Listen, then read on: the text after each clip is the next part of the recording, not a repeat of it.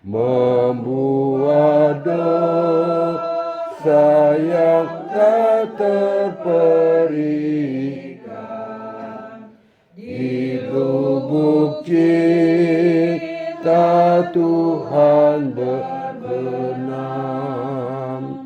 Di dalam Tuhan kami balik lahir.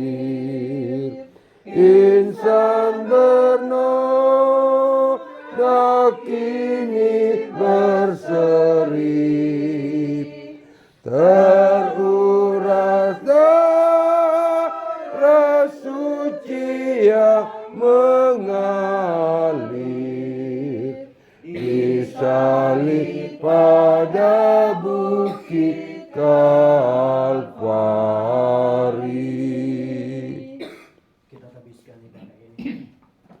Pertolongan kepada kita ialah di dalam nama Tuhan pencipta langit dan bumi, pemelihara yang setia sampai selama-lamanya dan tidak pernah meninggalkan perbuatan tangannya. Maka damai dari Allah yang melampaui segala pengertian, kiranya menetapkan hati dan pikiran kita dalam pengenalan akan kehendak dan kasih dari Allah dan anaknya Yesus Kristus Tuhan kita. Ya Allah yang Maha Kuasa, bagimu semua hati terbuka dan semua keinginan tidak tersembunyi. Tidak ada rahasia yang tidak diketahui. Jernihkan pikiran dan hati kami dengan sinar Roh-Mu yang kudus, agar kami membesarkan nama-Mu yang kudus dengan layak. Demi Yesus Kristus Tuhan kami. Amin. Kita kembali melanjutkan puji-pujian kita kepada Tuhan lewat Kidung Jemaat nomor 178 pada bait yang pertama. Kidung Jemaat nomor 178 pada bait yang pertama, karena kasih-Nya padamu. Karena kasih-Nya padaku, Yesus datang di dunia. Ia telah memberi hidupnya gantiku yang bercela. Oh, betapa mulia dan ajaib kuasa-Nya. Kasih juru selamat dunia menebus manusia. Ibu bapak yang diberkati Tuhan, disilakan duduk kembali.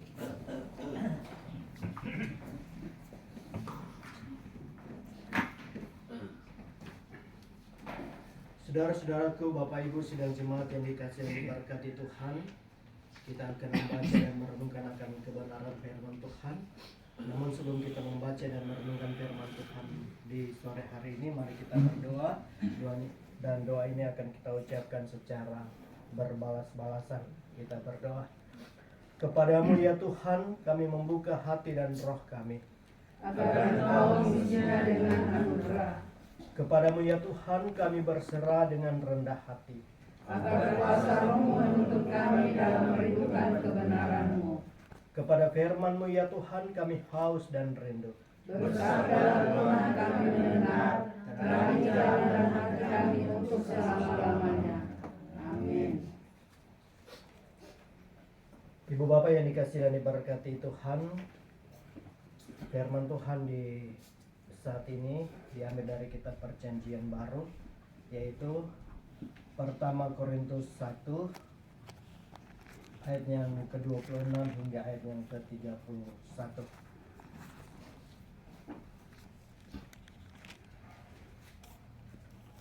Sekali lagi, pertama Korintus 1 ayat 26 hingga ayat yang ke-31.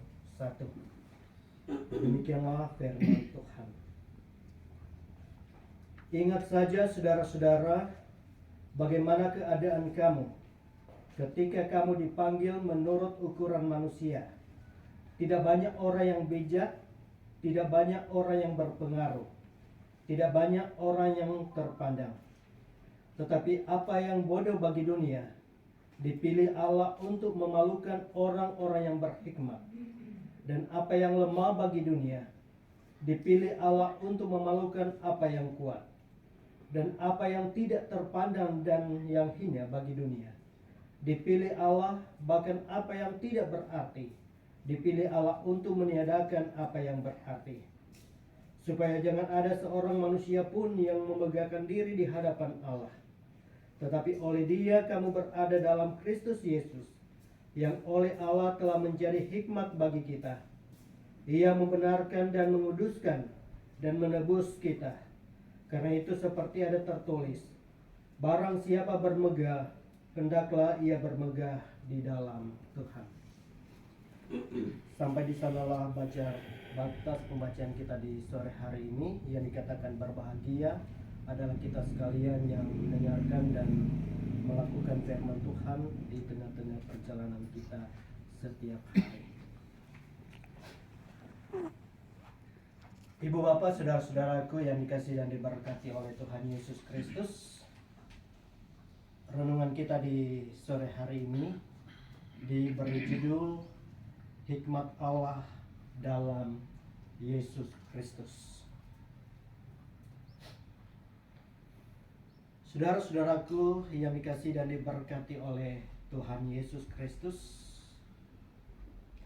ada 3 tipe orang yang digambarkan oleh Rasul Paulus pada waktu mereka menganggap bahwa jalan salib adalah sebuah kebodohan. Dan tipe orang yang pertama adalah orang bijak. Tipe orang yang kedua adalah orang yang berpengaruh. Dan tipe orang yang ketiga adalah orang yang terpandang. Saudara-saudaraku, Bapak Ibu yang dikasihi dan diberkati oleh Tuhan Yesus Kristus. Oleh karena itu, pada ayat yang ke-26 dari pembacaan kita tadi, mereka yang terpanggil karena percaya kepada Kristus digambarkan sebaliknya, yakni menurut ukuran dunia yang terdiri atas mereka yang bijak, mereka yang tidak berpengaruh dan tidak terpandang.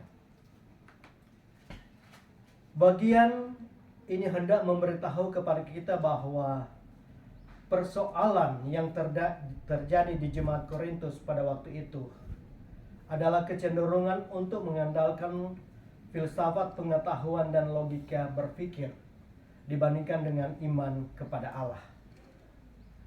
Maka tak heran berita tentang salib di kalangan orang-orang yang memakai hikmat dunia dianggap sebagai suatu kebodohan.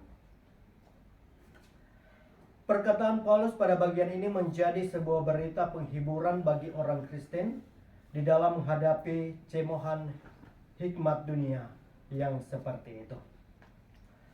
Ibu bapak, saudara-saudaraku yang dikasihi dan diberkati oleh Tuhan, kita mungkin terlalu lemah, kita mungkin boleh dihina oleh orang lain. Namun apabila kita selama hidup kita benar di hadapan Tuhan, maka Tuhan akan memakai kita untuk mengalahkan orang-orang kuat yang hatinya penuh dengan kesombongan. Hal ini sesuai dengan pembacaan kita di saat ini, yaitu pertama Korintus 1 ayat 26 hingga ke 31. Tetapi apa yang bodoh bagi dunia, dipilih Allah untuk memalukan orang-orang yang berhikmat. Dan apa yang lemah bagi dunia, dipilih Allah untuk memalukan apa yang kuat. Dan apa yang tidak terpandang dan yang hina bagi dunia, dipilih Allah. Bahkan apa yang tidak berarti, dipilih Allah untuk meniadakan apa yang berarti. Oleh karena itu, saudara-saudaraku yang dikasihi dan diberkati oleh Tuhan, kita sebagai umat manusia yang percaya kepada Tuhan, janganlah kita sekali-kali hidup dengan memegangkan diri di hadapan Tuhan Jangan sekali-kali kita menjadi sombong dan merasa bahwa tanpa Tuhan kita mampu melakukan perkara yang hebat. Tetapi ingatlah bahwa hidup kita serupa bejana tanah liat di tangan pembuatnya.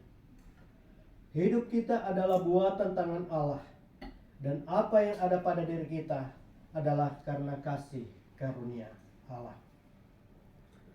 Ibu bapak saudara-saudaraku yang dikasihi dan diberkati Tuhan, Paulus mengungkapkan kesadaran yang amat dalam bahwa orang bodoh dan lemah justru dipilih Allah. Orang yang merasa dirinya tidak berdaya, lemah dan bodoh cenderung membutuhkan bantuan dan mendambakan kehadiran serta persahabatan.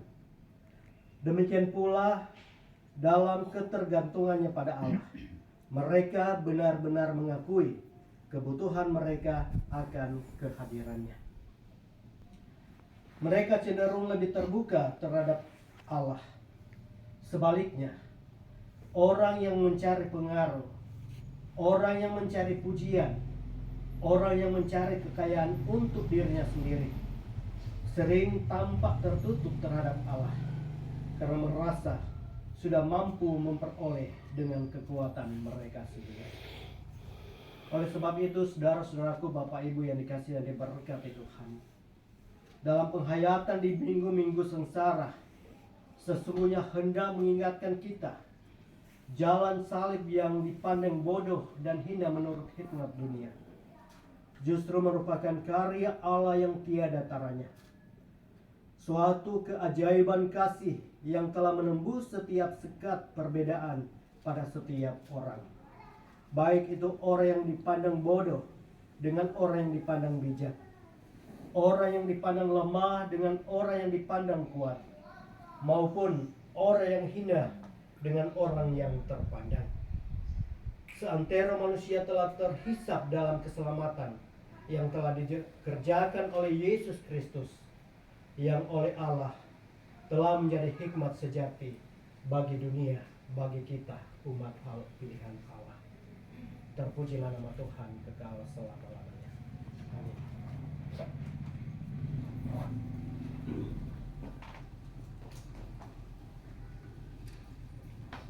Ibu bapak saudara-saudaraku yang dikasihi dan diberkati Tuhan, setelah kita mendengarkan firman Tuhan, mari kita sambut dengan melakukan Kidung Jemaat nomor 54 pada bait yang keempat.